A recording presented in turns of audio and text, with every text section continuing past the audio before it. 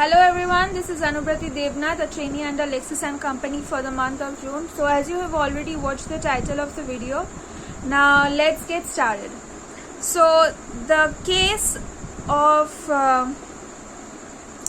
SP Chengalvarian Naidu versus Jagannath on 27th October 1993, the Supreme Court gave a verdict saying that any case who gives a false or fraud representation or false or untrue representation in the court, the verdict will be, the decree of the verdict will be void in the eyes of law. Now what it said, now let's come into the history. It said that the judgment of the court was delivered by Kuldeep Singh, the justice. Now exactly the court said, what did he say? Fraud avoids all judicial acts, elasticial or temporal, observed Chief Justice Edward Coke of England about 3 centuries ago.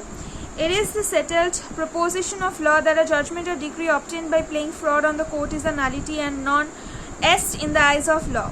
Such a judgment or decree by the first court or by the highest court has to be treated as nullity by every court, whether superior or inferior. It can be challenged in any court, even in collateral proceedings. Now that's what the judgment was. Now let's come to the view of the predecessor in interest of the respondents. The states, plaintiffs filed against application for final decree for the partition and separate possession of the plaintiff properties and for men's profits. The appellant's defendants contested the application on the ground that the preliminary decree, which was sought to be made final, was obtained by fraud, and as such the application was liable to be dismissed. The trial judge accepted the contention and dismissed the application for grant of final decree.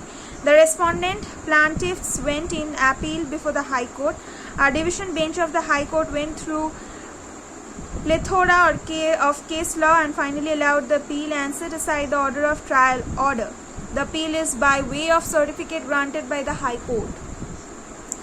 Now the third is that Jagannath was the predecessor in interest of the respondents. Now what did he say?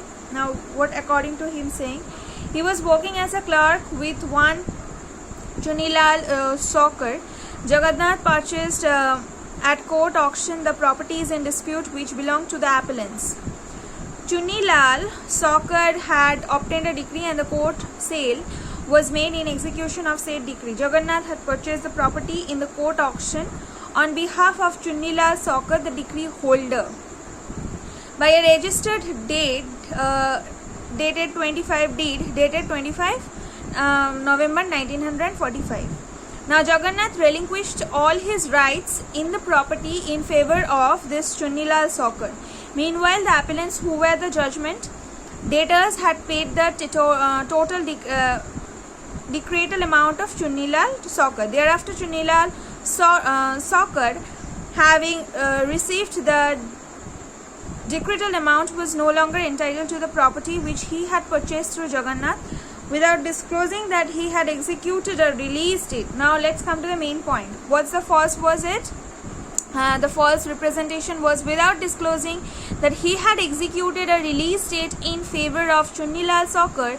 Jagannath filed a suit for partition of property and obtained a preliminary decree. Got it? So that was exactly the quote. Is the false representation.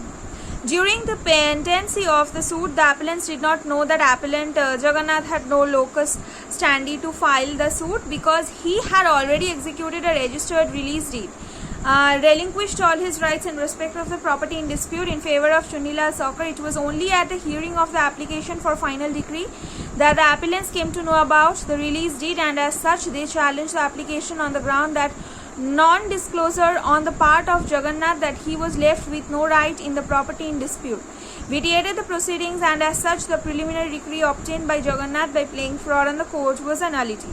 That's what the fruits of the cake.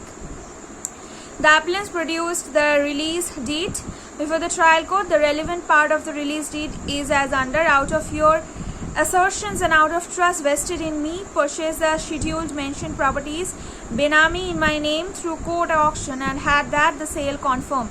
The said properties are in your possession and enjoyment, and the said properties should henceforth be held and enjoyed with all rights by you as that had been done. So far, if any civil or criminal proceedings have been conducted in respect of the said properties or instituted by others in respect of the said properties, you shall conduct the said proceedings without reference to me and shall be held liable for the properties or losses you incur thereby. All the records pertaining the aforesaid properties are already remaining with you. Now that's what the case was exactly. Hope you like this video. Thank you for watching.